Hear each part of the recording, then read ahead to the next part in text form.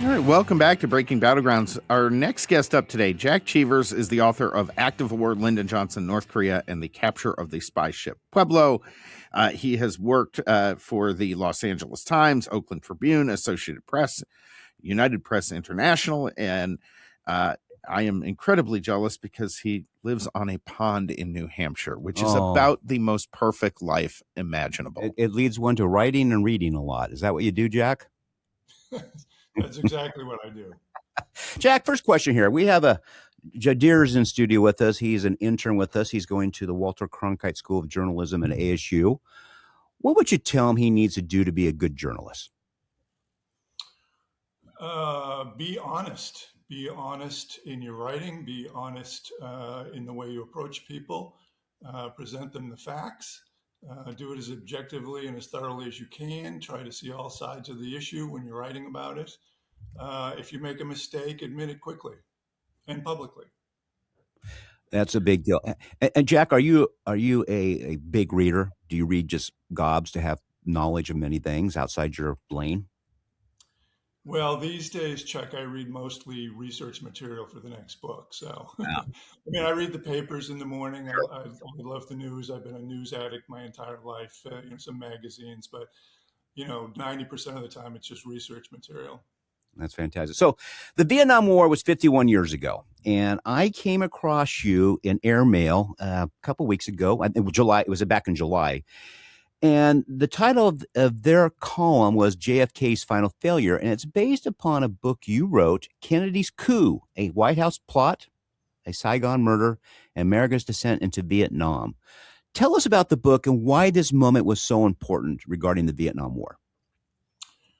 Well, the book is about the Kennedy administration's covert encouragement of a military coup against the president of South Vietnam, who was a longtime U.S. ally.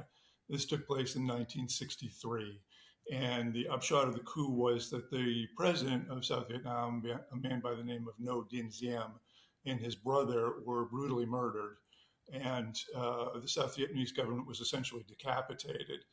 And that had very bad consequences for our country as well as South Vietnam. It led to a lengthy period of political instability and turmoil in South Vietnam, bordering on chaos at times. Kennedy, of course, was assassinated in November of '63. Lyndon Johnson took over as president. Lyndon Johnson did not want to get involved in the Vietnam if he could possibly avoid it. But the Pentagon put a lot of pressure on him, Robert McNamara and the Joint Chiefs, to step up U.S. involvement in the war. And Johnson finally gave in to those recommendations. And in 1965, started sending in U.S. combat troops and bombing North Vietnam. That was really the initial period for the U.S. The big U.S. buildup in the war, which of course went on for years after that, and the consequences were very bad, as we all know. Why did the Kennedy administration, encourage this coup? And basically, it doesn't even sound like it's Kennedy. It sounds like it's the middle managers. Why did they encourage a coup? Well, as I mentioned earlier, the U.S. in South Vietnam had been longtime allies. Kennedy and Diem. Kennedy had met Diem. He liked him. He admired him. When Kennedy was in the U.S. Senate in the 50s, he was very supportive of South Vietnam and South Vietnam getting independence from France. It had been a French colony for about 100 years. And when Diem requested U.S. aid in fighting the communist-led Viet Cong guerrilla army in 1961, Kennedy acceded to that and gave a large amount of U.S. military and economic aid to South Vietnam, including several thousand U.S. combat advisors. These weren't actual combat troops. These were guys who went into the field with the South Vietnamese army and advised them on how to pursue the Viet Cong. And by 1963, however, the situation was changing somewhat. Diem faced two big domestic problems. One was the war against the Viet Cong, which wasn't going particularly well despite the U.S. assistance. And the other was what was rapidly turning into a nationwide uprising by the Buddhist population of South Vietnam, which constituted about 70% of South Vietnam's people at the Mm. time. And he was a fairly authoritarian leader, and he basically cracked down on the Buddhists in what was often a very brutal way. And there were several incidents, very highly publicized incidents of him cracking down on the Buddhists. And over time, in the spring and summer and fall of 1963, he became a bigger and bigger political embarrassment to the Kennedy administration because President Kennedy was viewed as his chief supporter and his chief enabler in this country. It seems like every time we hear about one of these situations, and you can kind of go around through U.S. history, CIA's involvement never ends up making it better. How different would all of this have been if it was directed out of the Pentagon and not Langley? Well, it's very interesting because the CIA, in this case, at its uppermost ranks, was actually opposed to the coup.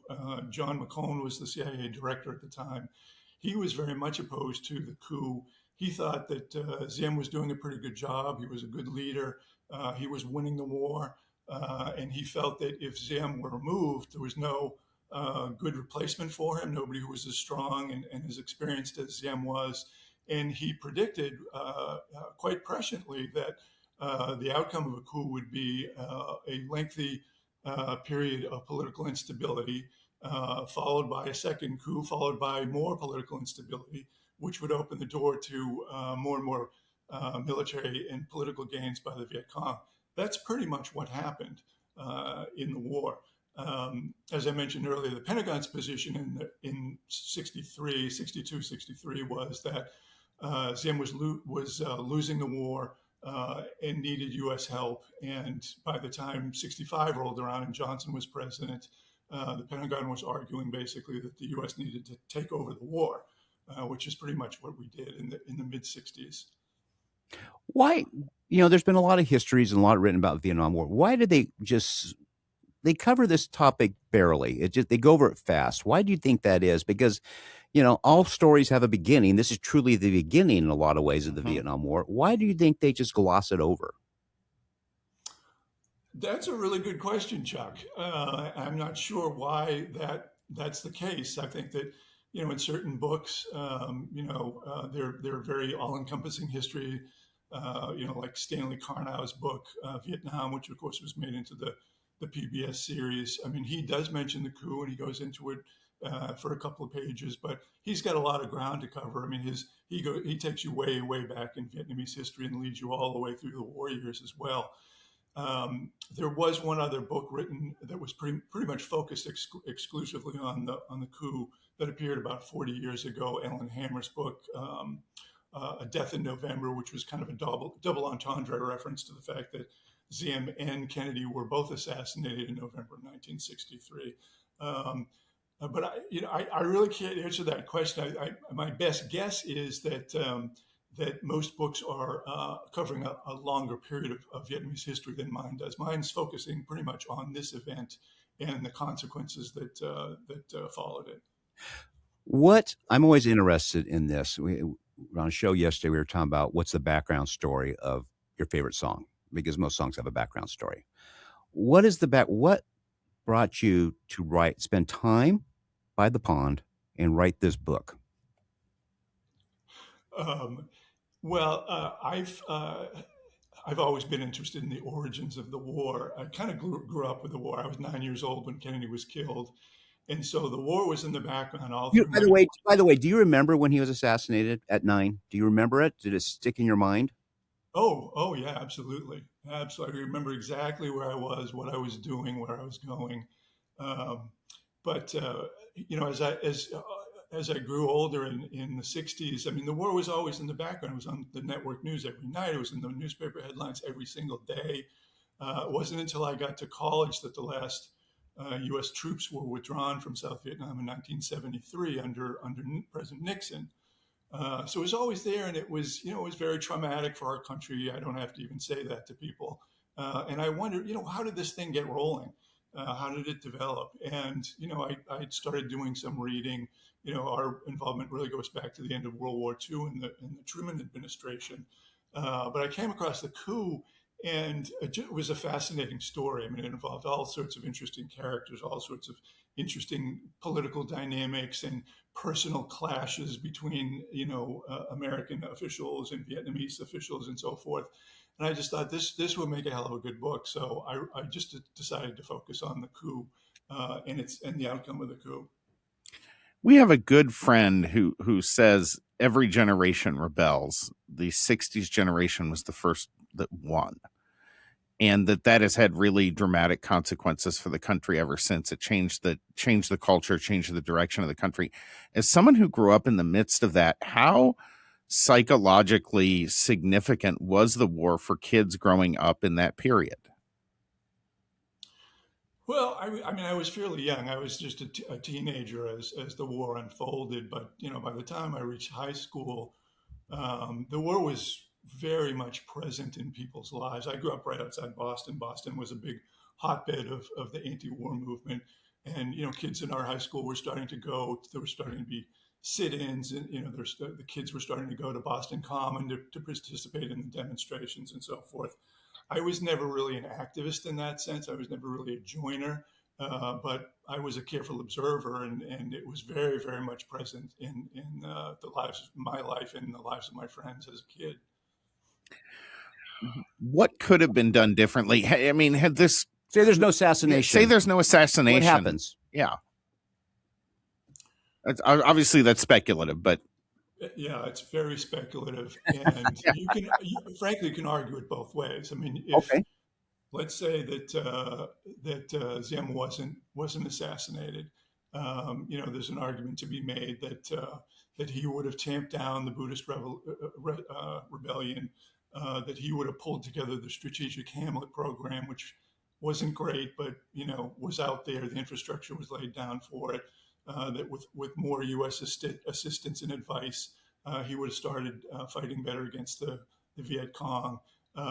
There's no question that he was a very strong leader, and maybe with some luck, with some good breaks, he could have prevailed against the Viet Cong. Who knows? It's also quite possible that even if he hadn't died in the 1963 coup, somebody could have walked up to him at any point in time and shot him in the head, and that'd be the end of him. So I don't know. I mean, we only know what did happen. The coup just kind of blew the South Vietnamese government apart, and ushered in this period of instability that I think was very frustrating to Lyndon Johnson. He wasn't quite sure how to pull the country together. He ordered his ambassador to do everything possible to unite all the factions in South Vietnam, get them behind the war, get them behind the new leadership, and that just didn't happen. That's sort of an ongoing story throughout history, though, right? Is every time you have a strong leader in a country like this, we get involved, someone else gets involved, that person gets killed or taken out, they've already made sure there's no one there to replace them. Seems like it. Folks, we're with Jack Cheevers. He is the writer of a great new book, Kennedy's Coup, A White House Plot, A Saigon Murder, America's Descent into Vietnam. If you DM us this weekend, first 5 DMs, we're going to send you a free copy of Jack's book. I think you'll love it. Sit down and follow Jack's example, sit by a pond and enjoy some outdoors and read it. Jack, is there anything else about the book that you think people should know about?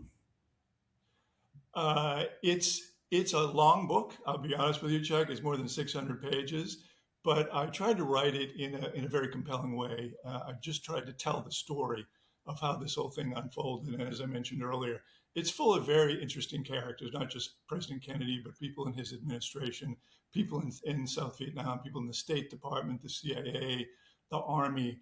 I think it's something that will pull the reader right through it to the end. At least that's what some of the reviews on Amazon tell me. It's not for everybody. You'll have to sit down and spend some time with it. But if you're interested in the war and how the war got underway, how we got involved in it, I think you'll find it worthwhile. I often wonder, and you're a writer, I often wonder books of 600 pages, if you split them up in 3 volumes, if more people would read them. Because there's some the enthusiasm of the succeeding reading 200 pages, then you get the next volume, right? It's I wonder when a publisher is going to try that. Last question for you, and we're going to let you go. And thank you so much for your time. As you did research on this book, what are the one or two big surprises for you doing your research about it? What just like, oh my goodness, I had no idea. I think the biggest surprise for me was the way President Kennedy handled this whole thing. This was not his finest hour, and I have to add that I'm a Democrat. I grew up in Massachusetts. The Kennedys were gods to us, especially when I was younger. But I was taken aback by his approach to this whole thing. He was very indecisive. He let other people run the show in some critical moments. Some people in his own administration, like John McCone, the CIA director, didn't really know if Kennedy was in favor of the coup or not, and yet he let it go forward. I don't think he understood or really grasped the idea of, if Diem is removed, who or what is going to replace them? Replace him. Is the replacement going to be any better than Diem at winning the war? Is the replacement going to be any better at instituting the democratic reforms that Washington had been pushing for years? Is anybody going to be better than Diem? I don't think that question was given a lot of thought. It's very interesting if you listen to the White House tapes of these discussions. And Kennedy was secretly taping these meetings in the Oval Office and in the cabinet room. You can actually listen to them through the Kennedy Library in Boston. And it's fascinating how superficial the discussion is. Kennedy focused over and over again on one question, which was, do the generals who overthrew Diem, did they have the military strength to do that before the coup happened? And he asked that question over and over again in these discussions. I think what was on his mind, he never says this explicitly, but I think what was on his mind was the Bay of Pigs debacle in 1961, when the CIA equipped and trained Cuban exiles tried to invade Cuba and overthrow Castro. That was a huge disaster and a very big political embarrassment for him very early on in his administration. And I think the last thing he wanted to do was have another Bay of Pigs on his hand in Saigon. That makes perfect sense. Thank you. Look, the presidency is a huge job. It's just, I think sometimes people don't realize how big it really is. And it'd be interesting, I'm sure. And there's no one who did it right in every instance. Yeah, I mean, doesn't matter if it's Kennedy or Reagan or who your hero is, you can point to things they missed. Yeah. By the way, are you excited about the Red Sox, Jack? They're doing pretty well. Always. Are you kidding? Do you have to ask that question? Come on. Well, you were in LA for a while, so I don't know. Loyalties change sometimes. Hey, we got Roman Anthony coming back. In New England now, baby. Jack Cheevers, thanks a lot, folks. He is the author of the book Kennedy's Coup, A White House Plot, A Saigon Murder, and America's Descent into Vietnam. Diem is this weekend, the first 5 DMs. You get a free book of Jack, and read it and let us know what you think. Jack, thanks a million. Thanks, Chuck. This was fun. Thank you. Have a great day. This is Breaking Battlegrounds. We'll be right back with Gary Gygi and Debt and Bond. We'll be right back.